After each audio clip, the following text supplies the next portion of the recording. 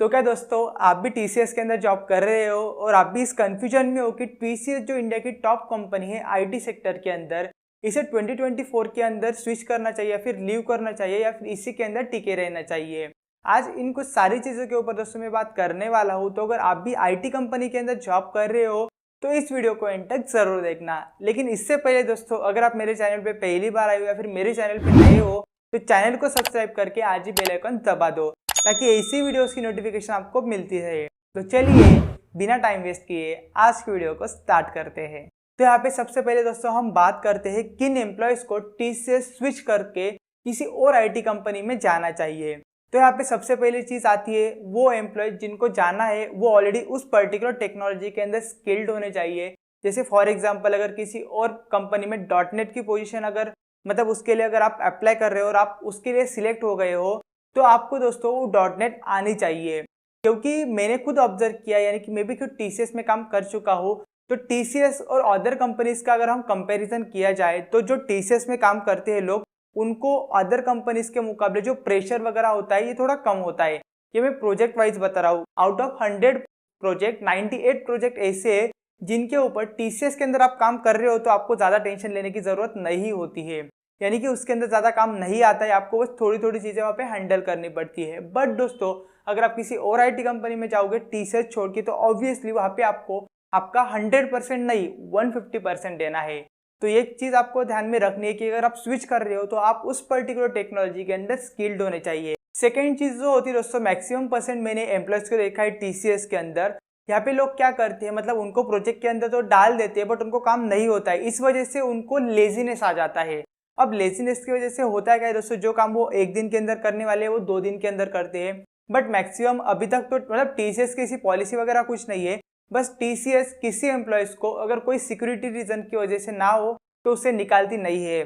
But other companies में ऐसा नहीं है दोस्तों। अगर आप वहाँ पे लेजी होकर काम करोगे, यानी कि जो आपको डेडलाइन दी है, अगर आप उस पर्टिकुलर डेडलाइन तक अगर काम नहीं कर पा रहे होंगे तो आपको पीआईपी पे डाल देते हैं। पीआईपी अगर आपको नहीं पता होगा तो इसके लिए अलग से एक वीडियो में बना दूंगा।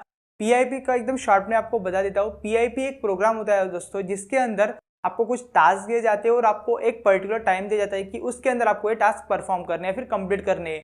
अगर आप उसको कंप्लीट नहीं कर पाते तो वो कंपनी आपको फायर कर देती है, और अगर आपने वो कंप्लीट कर दिया तो आपका कंपनी के अंदर रखा जाता है। बट दोस्तों 100 आउट ऑफ 98% जो होते हैं एम्प्लॉयज वो पीआईपी के अंदर फायर हो जाते हैं। 2% ऐसे होते हैं जो मतलब वो टास्क कंप्लीट करते हैं और कंपनी के अंदर रहते हैं। बट पीआईपी ऐसी प्रोसेस है जो एकदम हार्ड होती है और वो कंपनी इसलिए उनको बिठाती है क्योंकि उनको उन एम्प्लॉयज को निकालना होता है।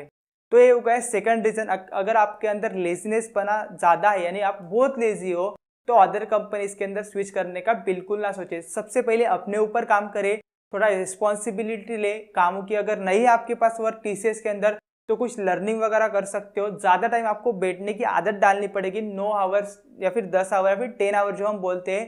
रात को भी थोड़ा मीटिंग वगैरह होती है अदर कंपनीज के अंदर 10 बजे तक या फिर 11 बजे तक, तो आपको वहाँ पे आपको बैठना है, यानी कि एक लैपटॉप लेना है, वहाँ पे आपको बैठकर प्रैक्टिस करनी है। ये हो गई सेकंड चीज़। अगर आप ये कर पा रहे हो डेफिनेटली आप स्विच कर सकते हो। बट इसके साथ आपको फर्स्ट रीजन भी आना चाहिए जो मैंने आपको बताया, आप उस पर्टिकुलर टेक्नोलॉजी के अंदर स्किल्ड होने चाहिए। थर्ड चीज़ दोस्तों, आपको जैसे मैंने आपको बताया कि वो जो डॉटनेट की पोजीशन है आप डॉटनेट के अंदर स्किल्ड हो। बट दोस्तों इंटरव्यू के अंदर सिर्फ वो डॉटनेट के ऊपर तो क्वेश्चन नहीं पूछेंगे। आपने पिछले साल जो आपका एक्सपीरियंस है ओवरऑल उसके अंदर क्या क्या किया है वो आपको पता होना चाहिए। फॉर एग्जाम्पल अगर आप सर्विस बेस्ड कंपनी में काम करते हो तो ऑब्वियसली वो आपको एक साल के अंदर सिर्फ एक टेक्नोलॉजी के ऊपर तो काम करने नहीं बोलेंगे। वहाँ पे मल्टीपल टाइप प्रोजेक्ट होते हैं। तो एक फॉर एग्जाम्पल 3 महीने आपने एक डॉटनेट के ऊपर काम किया, 3 महीने आपने डॉटनेट कोर के ऊपर काम किया, 3 मंथ्स आपने पाइस्पार्क पाइथन या फिर जावा के ऊपर काम किया। तो जब आप इंटरव्यूअर के सामने अगर उनको बोल दिया है कि ये मैंने प्रोजेक्ट किया और इस टेक्नोलॉजी के ऊपर किए है, डेफिनेटली दोस्तों वो वाला जो पर्सन होगा इंटरव्यू उन टेक्नोलॉजी के ऊपर मतलब पूछने ही वाला है। ओके, तो उस टाइप से आपको प्रिपेयर करके रखना है। तो अगर आपके पास है तो ये तीनों रीजंस होंगे, मतलब आप कॉन्फिडेंट हो कि हाँ भाई ये तीनों रीजंस मुझे पता है या फिर मैं इसके अंदर कंप्लीट कर चुका हूँ, तो आपको डेफिनेटली टीसीएस स्विच करनी चाहिए। अब बात करते हैं दोस्तों किन लोगों को टीसीएस स्विच नहीं करनी चाहिए। सेम जो मैंने 3 चीज़ें बताई पहले उसके अपोजिट, जिन लोगों को नई टेक्नोलॉजी नहीं सीखनी है वो लोग टीसीएस बिल्कुल ना स्विच करें। क्यों? क्योंकि टीसीएस के अंदर आप एक पर्टिकुलर प्रोजेक्ट के अंदर काम करते हो तो वो ज़्यादा देर तक चलता है और उसी के ऊपर आप दूसरा वाला प्रोजेक्ट भी ले सकते हो। सेकंड चीज दोस्तों, मैक्सिमम परसेंट लोगों को पता है, ये मैं बस यूट्यूब के थ्रू आपको बता रहा हूँ, बट मैक्सिमम एम्प्लॉयज को ये पता है कि टीसीएस के अंदर काम कम होता है।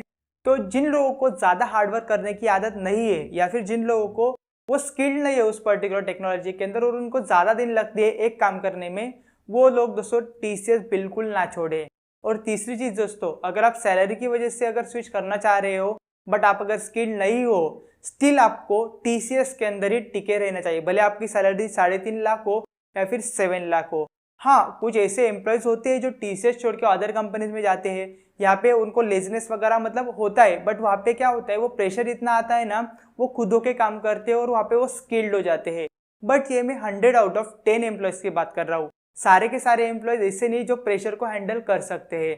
तो यही कुछ सारी चीजें दोस्तों जिस वजह से आप टीसीएस को 2024 के अंदर छोड़ सकते हो या फिर टीसीएस के अंदर टिके रह सकते हो। तो दोस्तों लास्ट में बस यही कहना चाहूंगा, इस पर्टिकुलर वीडियो के थ्रू अगर आपको थोड़ी सी भी हेल्प मिली होगी तो इस वीडियो को लाइक करके जाना और अपने दोस्तों के साथ भी जरूर शेयर कर देना। तो मिलते हैं ऐसी एक और नई वीडियो के अंदर, तब तक के लिए गुड बाय।